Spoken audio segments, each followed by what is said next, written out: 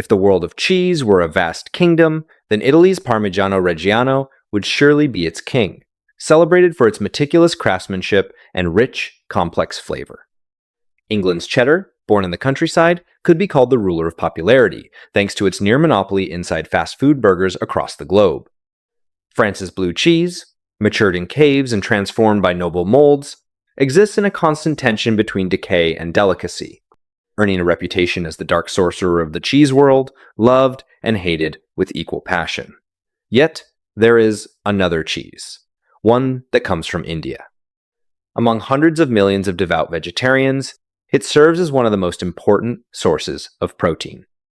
Despite its immense significance, it remains largely outside the reach of industrial food production, relying instead on small-scale household workshops. Even so, paneer reaches an astonishing annual output of nearly 2 million tons, making it perhaps the freshest and most distinctive member of the cheese family. From a historical perspective, however, this food, revered within India's cow-venerating culture, has a surprisingly controversial origin. The most widely accepted view suggests that paneer carries strong traces of Persian cultural influence.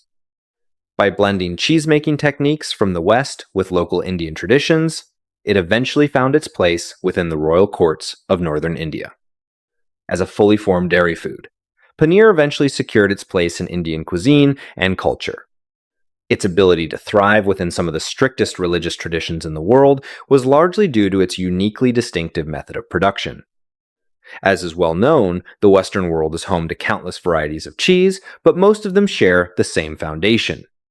Animal-derived rennet is added to milk, causing the milk proteins and fats to coagulate before the cheese is aged and fermented over time. This process of deliberately curdling fresh milk through animal enzymes was clearly incompatible with the religious principles embraced by many communities across India. Paneer therefore follows an entirely different path. Heated milk is mixed with lemon juice or fruit vinegar, causing the curds and whey to separate naturally. The solid curds are then strained through cloth and finally pressed under heavy weights to remove excess moisture and form a firm block of cheese. Although this method is simple and ancient, it perfectly satisfies the spiritual standards of purity valued by Indian religious traditions. As a result, paneer can serve as a sacred offering, even within the most rigorous religious ceremonies. Beyond that, this purely physical method of coagulation also gave ancient paneer a remarkably valuable characteristic. That valuable characteristic is its remarkable ability to remain firm and intact despite its delicate appearance. Although paneer is technically a cheese, it can be cooked much like tofu in Chinese cuisine, handling, frying, sautéing, grilling, and simmering with surprising ease.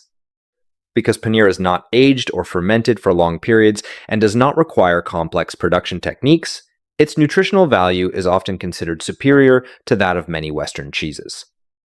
Every 100 grams contains as much as 20 grams of protein, making it one of the key foods that help sustain India's more than 400 million vegetarians. In the culinary world, countless celebrated dishes have been built around paneer, with paneer masala standing among the most famous. In this dish, cubes of paneer are simmered in a rich sauce made from tomatoes, cream, butter, nuts, and aromatic spices. It is one of the most popular choices in Indian restaurants and pairs perfectly with freshly baked naan. Another classic is palak paneer, a vibrant green dish made by blending fresh spinach into a smooth puree before enriching it with ginger, garlic, green chilies, and a variety of fragrant spices. Paneer is then added to create a hearty and flavorful dish. Across northern India, this beloved green delicacy is a common sight at elegant wedding banquets and festive celebrations. At prestigious weddings across northern India, the status of this dish is almost comparable to that of a premium steak in Western cuisine. An even more historically rooted preparation is Shahi Paneer, a royal dish that traces its origins to the Mughal courts. Unlike modern recipes that rely on tomatoes from the New World, Shahi Paneer traditionally uses a luxurious sauce made from yogurt, cream, onions, and cashews, enriched with costly saffron and cardamom. Simpler yet equally beloved is paneer tikka, in which paneer is marinated in aromatic spices, skewered alongside onions and green peppers, and then roasted over intense heat until lightly charred and flavorful. Another of India's most famous home-style dishes is matar paneer, which combines paneer with tender green peas and simmers them in a fragrant masala sauce. The resulting gravy is lighter and more refreshing, making it especially well suited for serving with rice. These are only a few examples among countless paneer dishes found throughout India. In the end, although paneer was not originally born on Indian soil, it adapted perfectly to the region's social environment and religious traditions. Whether within the lacto-vegetarian practices of Hinduism, the dietary customs of Jain communities, religious festivals, periods of fasting, or everyday family meals. Paneer has consistently met the needs of the people. For many, it has become nothing less than a food worthy of the gods. Ultimately, what people remember most is not where a food first came from.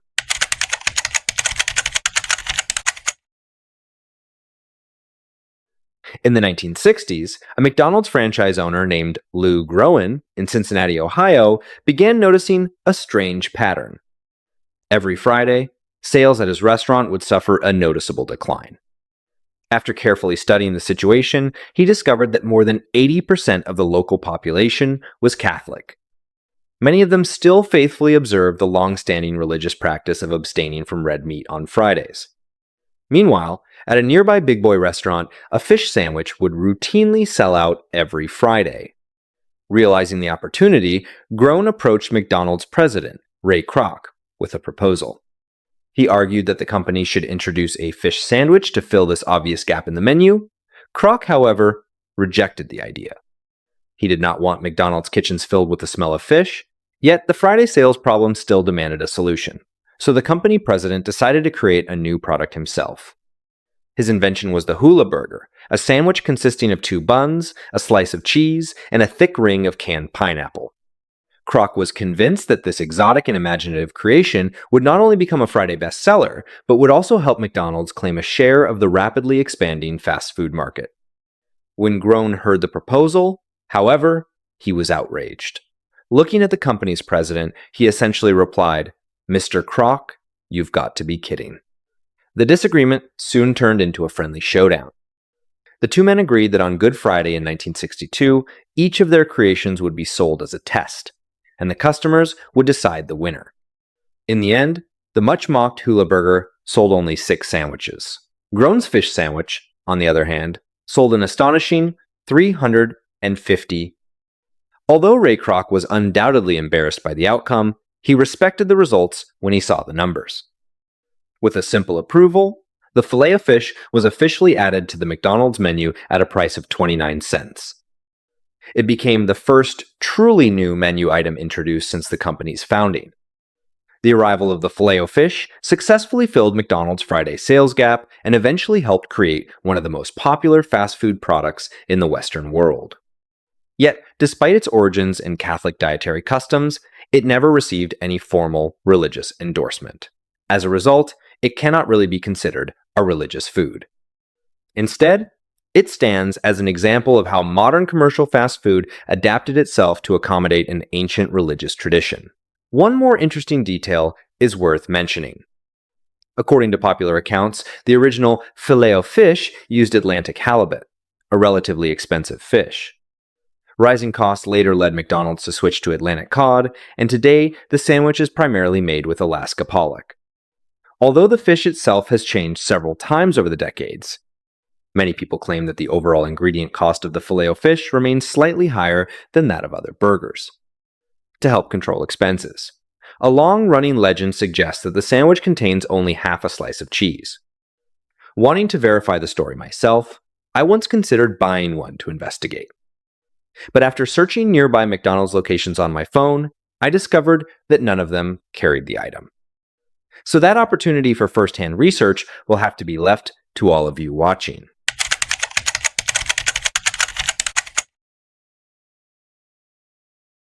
When it comes to Europe's many religious foods, bread has long been the canvas upon which creativity and symbolism were expressed. Among the countless varieties that emerged over the centuries, none may be more famous, influential, or enduring than the humble pretzel, which still appears regularly on European tables today.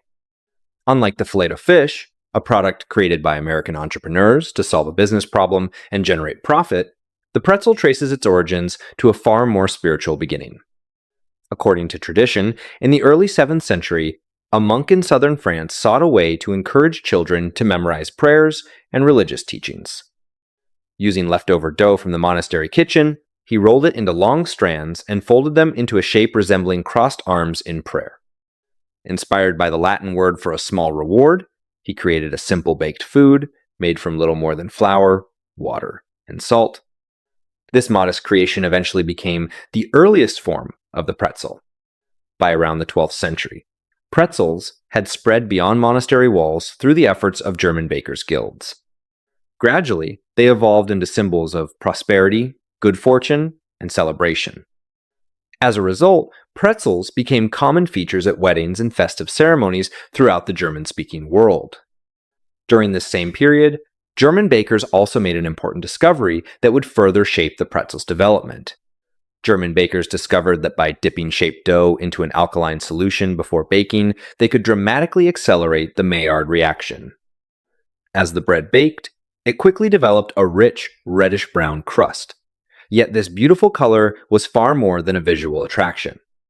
The process also infused the bread with a subtle mineral aroma and a faintly sweet finish, creating a distinctive flavor reminiscent of toasted malt and gentle smokiness. At that point, the pretzel, originally named for its shape, gained an even more recognizable identity. It became known as lye bread, or alkaline bread, a tradition that remains deeply rooted in Central European baking today. Over time, Jewish communities living across Central Europe and Poland became particularly fond of this simple yet elegant bread. Building upon its techniques, they developed a new creation with a dense texture, a hole in the center, and toppings such as coarse salt, sesame seeds, or poppy seeds. This was the bagel.